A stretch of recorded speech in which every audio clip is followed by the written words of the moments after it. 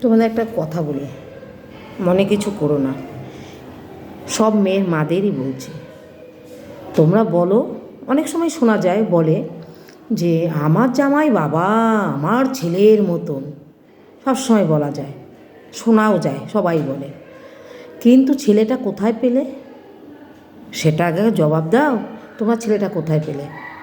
যার ছেলে সে 10 মাস 10 দিন গর্ভে ধরলো, তার মা বাবার কোনো দাম নেই? দাম বেশি হয়ে গেল শ্বশুর শাশুড়ির? তা সেই মানুষটা না খেয়ে বিছনায় পড়ে রইল, কি ওষুধ পেলো, কি ডাক্তার দেখানো হলো, না একটু যোগাযোগ হচ্ছে, না একটু জল পেলো, না একটু খাবার পেলো? তোমরা সেটা চিন্তা করলে না তো? তোমাদের সব মায়েদের শিক্ষাও দেওয়া উচিত যে তোমাদের শ্বশুর শাশুড়ি আগে, আমরা বাবা মা পরে। কারণ আমরা শ্বশুর শাশুড়ির কাছে পাঠিয়েছি তোমাদের, তোমরা শ্বশুর শাশুড়ির কাছে জয় করলেই আমাদের জয়।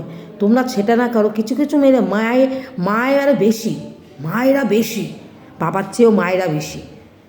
আরে তুমি এটা বোঝো না, তোমার সন্তান যখন অন্যের বাড়ি শ্বশুর বাড়ি গিয়ে এরম করবে তখন তোমার মনটা কীরম লাগবে? তোমরা এটা বোঝো না?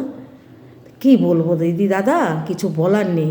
প্রায় সময় শোনা যায় ছেলে খেতে দেয় না, বৌমা খেতে দেয় না, ছেলে তাড়িয়ে দেয়, বৌমা তাড়িয়ে দেয়, ছেলে ওষুধ এনে দেয় না।